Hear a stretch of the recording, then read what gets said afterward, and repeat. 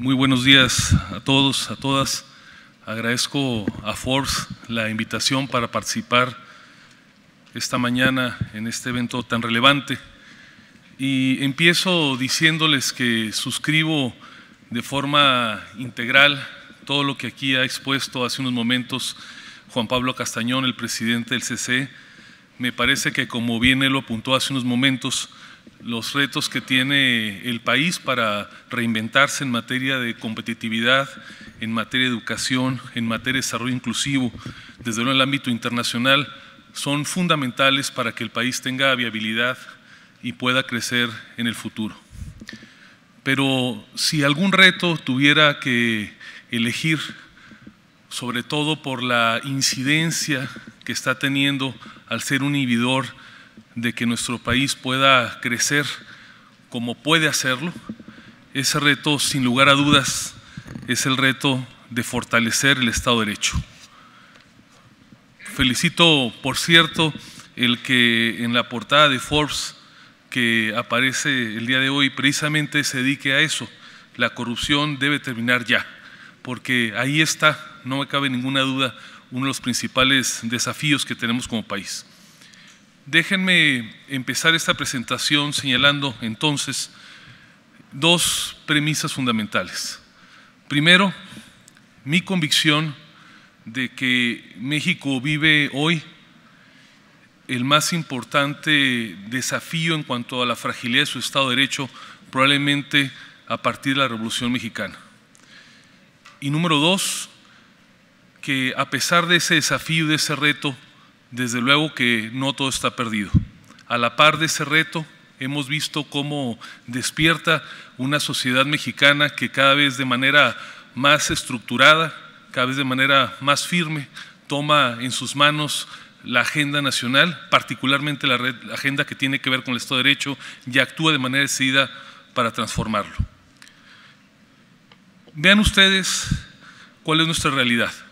Según el más reciente análisis de The World Justice Project, México ocupa el lugar número 88 entre 113 países evaluados en cuanto a la fortaleza o debilidad de su Estado de Derecho. Evidentemente, esta situación no es la mejor para un país que aspira a crecer, que aspira a desarrollarse.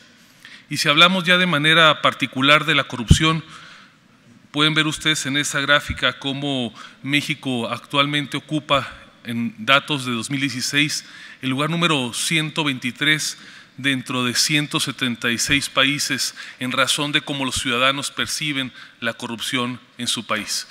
Si nos comparamos con estas cifras, estamos desde luego muy lejanos de los punteros de Dinamarca, Nueva Zelanda y Finlandia, y estamos compartiendo un dudoso lugar con Laos, con Moldavia, con Paraguay o con Sierra Leona. Solamente por debajo de nosotros países como Sudán del Sur, como Corea del Norte o como Somalia. Evidentemente no es la realidad a la que aspiramos. ¿Y de dónde salen estas cifras? Pues salen de que prácticamente el 13% de los mexicanos han señalado que son víctimas de algún acto de corrupción al realizar un trámite ante el sector público. Prácticamente la mitad del 47% de los mexicanos señalan conocer a alguien que es de forma reciente víctima de la corrupción. Según datos del Banco Mundial, el 18% de las empresas mexicanas en el año pasado fueron víctimas de algún acto de corrupción. Y lo que es más grave, el erario público está notoriamente comprometido por la corrupción. En 2015 hay 38.781 millones de pesos que, después de haber sido identificados como un dinero mal gastado por la Auditoría Superior de la Federación, no habiendo pasado el periodo de aclaraciones, esto no ha conducido a nada. Ahí pueden ver ustedes un mapa, cómo se aprecia claramente el porcentaje del total del presupuesto de las entidades del país en las cuales el presupuesto, después de haber sido observado, no fue aclarado en forma alguna. Y si se fijan, dolorosamente, en el sur-sureste del país, vemos que es en los estados donde con mayor claridad se ve un mal uso de los recursos públicos, un posible daño al erario público. Y entonces, ante ese panorama, la pregunta es, ¿cuál es la fórmula? ¿Cómo salir de esa dolorosa realidad? En primer término, tenemos que hacer un compromiso verdadero para combatir la corrupción. Aquí cabe señalar que en los últimos 2 años, con la participación de muchas organizaciones sociales en un proceso inédito que implicó desde una iniciativa ciudadana, un proceso de parlamento abierto, la protesta en algún momento y finalmente la aprobación, logramos construir un sistema nacional anticorrupción y recientemente se aprobaron los 32 sistemas locales anticorrupción. Pasos importantes sin dudas, pero pasos apenas iniciales para que pueda combatirse la corrupción. Pero requerimos también de un fiscal anticorrupción en el ámbito federal. Este nombramiento ha sido hasta por 6 ocasiones pospuesto por el Senado de la República, concluyó el anterior periodo de sesiones y todavía no puede llevarse a cabo el nombramiento. Esto es doblemente grave si consideramos que al no llevarse a cabo este nombramiento por la forma en que está aprobada la ley, en tanto esto no se lleve a cabo, los nuevos tipos penales en materia de corrupción literalmente no entran en vigor. Es decir, estamos en el año o en los años de la impunidad perfecta.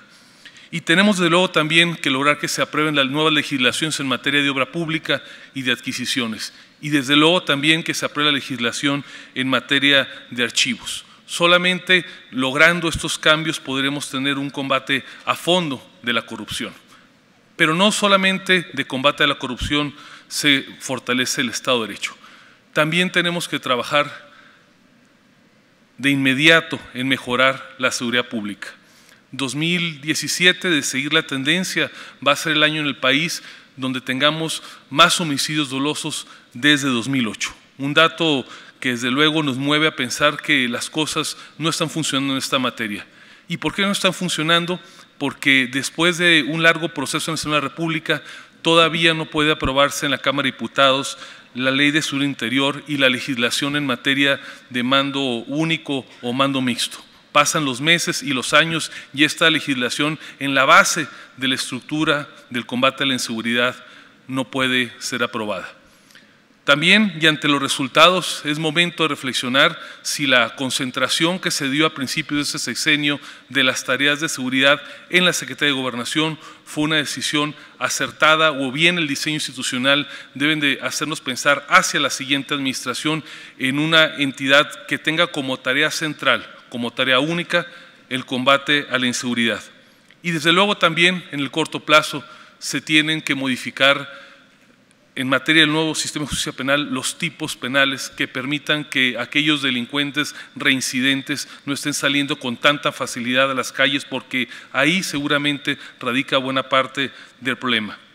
Finalmente, el año pasado y a principios de este año vimos cómo cerca de 3,000 o 3,500 establecimientos, desde pequeños hasta muy grandes, por movimientos sociales relacionados con la liberalización de los combustibles o con el movimiento magisterial en Oaxaca, vieron afectado su patrimonio y no hubo una respuesta oportuna del Estado. ¿Por qué no se dio? Porque no hay un protocolo claro para el uso de la fuerza pública cuando hay una afectación de la propiedad privada a resultas de estos movimientos. Y desde luego, lo más importante, tenemos que lograr que haya un freno a la impunidad, porque si en el mundo entero hay corrupción, lo que más nos lacera, lo que más nos duele, es que la impunidad esté galopante.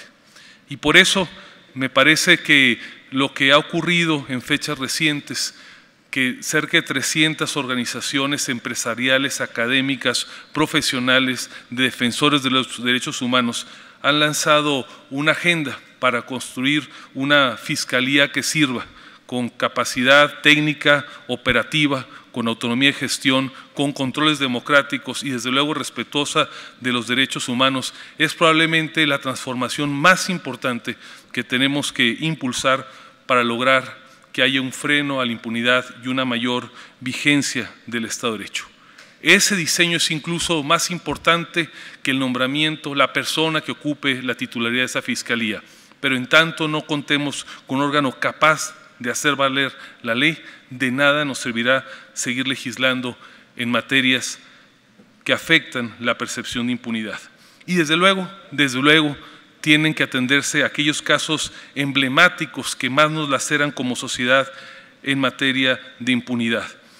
Tienen que perseguirse ya los casos de corrupción en el gobierno federal, en los estados y en los municipios, sobre todo aquellos que son más evidentes.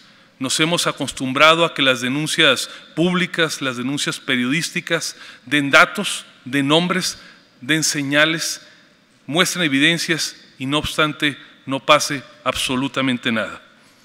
Tenemos también que exigir que las investigaciones que tienen que ver con la violación a la vida, a la integridad de los periodistas, tengan una investigación ejemplar y que se enjuicien a los responsables. México es hoy desafortunadamente reconocido en el mundo como el segundo país más peligroso para ejercer el periodismo, para ejercer la comunicación. También tenemos que exigir que se respeten los derechos humanos. Tenemos casos inacabados que van desde Ayotzinapa hasta el espionaje ilegítimo de activistas sociales, de periodistas. Y nos hemos acostumbrado a que la autoridad no investigue, como si no pasara nada. También tenemos que exigir que se investigue y se sancione el peculado electoral. Cada vez son más frecuentes, más claros, más evidentes y de mayor cuantía los desvíos del recurso público para fines electorales. Se documenta, se denuncia, se exhibe y las consecuencias nos llegan.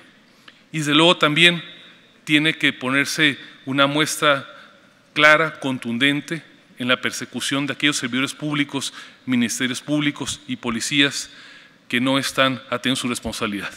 Finalmente, tiene que perseguirse el daño al erario público. Se los mostraba en la lámina previa. Somos un país en el cual una buena parte del recurso público, particularmente del recurso que va a los estados, a los municipios, se malgasta o se usa para fines que nada tienen que ver con la asignación para el cual fueron definidos. Con esto y porque se me termina el tiempo, termino diciéndoles que no me cabe absolutamente ninguna duda que en el 2018 el Estado de Derecho y particularmente la lucha contra la corrupción será sin lugar a dudas el tema que definirá, que marcará la campaña desde la Presidencia de la República hasta los congresos estatales y desde luego las gobernadoras que estén en disputa.